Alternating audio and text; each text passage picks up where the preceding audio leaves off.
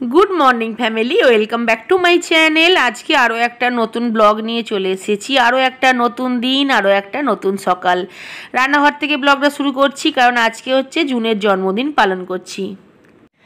एखाने मुगेर डालटा आमी सेদ্ধ करे रेखे दिएछि और एखाने फोड़न देब। तो फोड़नेर जोन्नो ना खूब सामान्य एकटू सर्षेर तेल दिएछि, 5 फोड़न दिएछि, शुकनो लंका दिएछि दुटो, एटा एकटू भेजे निएछि। तारपरे एकटू हलुद दिलाम, माने डाले जे हलुदटा दिताम सेई हलुदटा आमी कड़ाई दिलाम। खेयाल राखते हबे जे गरम कड़ाई देওয়ার पर हलुदटा संगे संगे पुड़े जेते पारे, तो सेई क्षेत्रे ग्यासटा किन्तु स्लो करे दिओ। और हलुदटा दिलाम तेलेर ओपरे, तार कारण होच्छे आमी आदा जिरे बाटा दिएछि। और आदा बाटा दिले ना तेलेते एत छिटकाय ना, कदिन आगे तो आमार गोटा हाथे एकदम फसका पड़े गेछे जानो तो, एत छिटकेছে আর কি। तो आदा जिरे और हलुदटा एकटू नाড়াচাড়া করে নিয়েছি, মানে হালকা একটু কষিয়ে নিতে হবে। আবার আদা বেশি কষালে কিন্তু তেতো হয়ে যায়, তো হালকা একটু নাড়াচাড়া করে নিয়ে ডালটা দিয়ে দিয়েছি। ডালটা মোটামুটি যতটা মানে পাতলা রাখবো সেই হিসাবে জল দিতে হবে। আর নামানোর আগে ঘি আর একটু চিনি দিয়ে দেবো, দিলেই ওটা রেডি। আর টক দই রেখেছি কারণ দই ইলিশ বানাবো আজকে। ডালটা ঢেলে নিয়েছি, ঢেলে নিয়ে একটা বাটিতে দিয়ে আর কি মানে একটু ফোটাচ্ছি। ফোড়নের পরে একটু ফোটালে ডালটা খেতে আরও ভালো হয়, খুব ভালো হয়। এই ডালটা জুনের পাপার খুব পছন্দ। সেইভাবে দেখলে তো কিছু লাগলোও না, 5 ফোড়ন, শুকনো লঙ্কা আর একটু আদা জিরে বাটা, বাস। আর ওই নামানোর আগে একটু ঘি আর চিনি দিলে আরও ভালো লাগবে, নিরামিষ ডাল একদম। আর এখানে আমি একটা ভাজা বানাচ্ছি। এইবারে ভাজাটা আমি একটু অন্যরকমভাবে বানাচ্ছি। অনেকে তো 5 রকম ভাজা দেয়, অনেকে 7 রকম দেয়, মানে যে কোনো শুভ মানে অনুষ্ঠানে আর কি। যাই হোক, তো আমি 5 রকমটাই দিই। তো 5 রকম যখন ভাজা ভাজি আলাদা আলাদা করে ভাজি। তো এইবারে আমি চিন্তা করলাম গাইস যে সব ভাজাগুলোতেই নুন হলুদ দিতে হয়, আর সব ভাজাগুলো কিন্তু আমরা একই তেলে ভাজি, তাহলে কেন আলাদা করে ভাজবো। ভাবলাম চলো একটু শর্টকাট মারি আর কি এটাতেও। তো ওই জন্য 5 রকম ভাজা একসাথে ভেজেছি। ঘরে যা সবজি ছিল সেগুলোই ভেজেছি আর কি। আর এখন সবজির প্রচুর দাম, মাঝে মাঝে এত বেড়ে যায়। এমনিই 12 মাস দাম থাকে, কিন্তু মাঝে মাঝে এতটাই মানে সবজির দাম হাই হয়ে যায় না, খুব রাগ ধরে জানো তো। কি খাবে বলো তো মানুষ।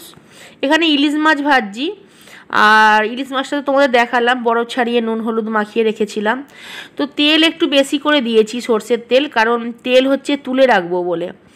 তো মাছগুলো ভালো করে ভেজে নিয়েছি, কারণ আজকে হচ্ছে দই ইলিশ।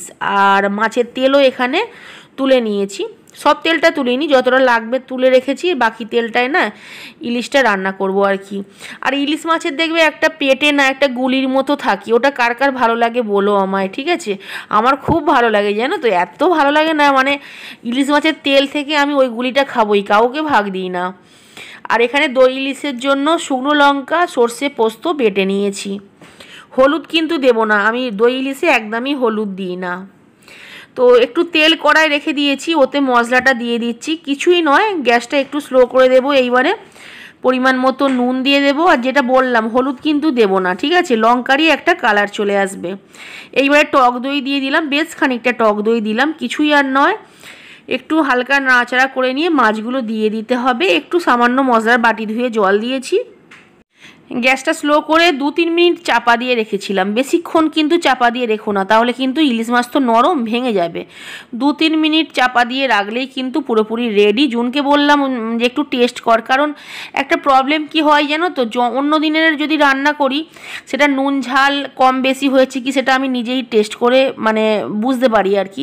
কিন্তু জন্মদিনের খাবার তো খেতে নেই, খেতে মানে টেস্ট করতে নেই, যার জন্মদিন তাকে প্রথম দিতে হয়, ঠিক আছে। তো সেই জন্য জুনকে বললাম, জুন তোরই তো জন্মদিন, চল তুই টেস্ট কর নুন ঠিক আছে কি না। যার জন্য না আচ্ছা এদিকে পায়েসটা বসিয়ে দিয়েছি আমি, আর ওদিকে ভাতটাও কিন্তু তখন হয়ে গেছে, ভাতের ফ্যানও ঝাড়িয়ে নিয়েছিলাম।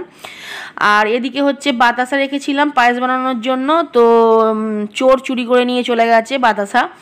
মানে আমাদের ঘরে মিষ্টি জিনিস রাখা যাবে না, চিনি বাতাসা নকুলদানা গণেশের খাবারও হাওয়া হয়ে যায় জানো তো। একজন আছে সে মিষ্টি প্রচুর পরিমাণে খায়, যাই হোক, কিছু বলার নেই। জাস্ট জুন কিন্তু নয়, ঠিক আছে? জুন ওসব অসভ্যতামি কাজ করে না, আর ঠাকুরের জিনিসে তো জুন হাতই দেবে না। যাই হোক, এখানে দই ইলিশ রেডি হয়ে গেছে, মাছের তেল ওদিকে রেডি হয়ে গেছে। যেটা বলছিলাম যে অন্য সময় না মানে আমি রান্না করে কাউকে নিমন্ত্রণ করে খাওয়াই, কিন্তু জন্মদিনের সময়টা আমি কিন্তু ঝট করে কাউকে রান্না করে খাওয়াই না, কারণ জন্মদিনের রান্না কেমন হবে আমি নিজেই বুঝতে পারি না। তার কারণ আমি তো টেস্ট করতে পারি না, না কোনটা কি হচ্ছে কম বেশি কিছুই বুঝতে পারি না। তো সেই জন্য জুনকে বলছিলাম তোর যেহেতু জন্মদিন, তুই খেলে তো কোনো সমস্যা নেই, তুই একটু টেস্ট কর। তো জুনের এত ভালো লেগেছে, বারবার টেস্ট করছিল, বারবার হাত পাচ্ছিল। আর সত্যি বলতে দই ইলিশটা দুর্দান্ত হয়েছিল, আর পায়েসটা না সেইভাবে তো আমি বানাইনি, খালি জুনের জন্যই বানিয়েছি। আর জানো তো, জন্মদিনের পায়েস না আমি কাউকে দিই না, যার জন্মদিন সে খায়, আর মানে বাড়িতে যারা থাকবে তারা খায়। আমি বাড়ি থেকে জন্মদিনের পায়েস বের করি না। তার কারণ অনেকেই আছে, ধরো কেউ খাবার দিয়ে গেছে, সেটাকে মানে অবহেলা করে রেখে দেয়, থালায় লেগে থাকে, সেটা কুকুর বেড়ালে চাটে।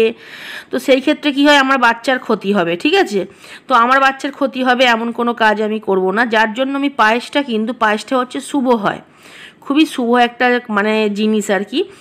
তো যার জন্য আমি পায়েস কাউকে দিই না, মানে বাড়ির বাইরে বের করি না জন্মদিনের পায়েসটা। অন্য দিন পায়েস বানালে কিন্তু দিই আমি।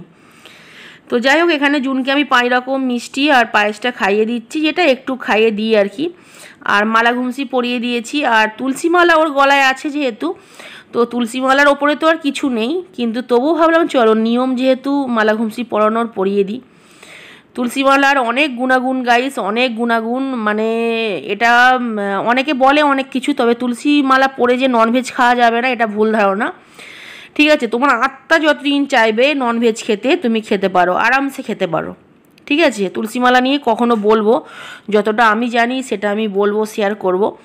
তো যাই হোক, এখানে জুন খেয়ে নিচ্ছে, এমনই হাঁ করছে যেন ওর হাঁ নেই। দেখো,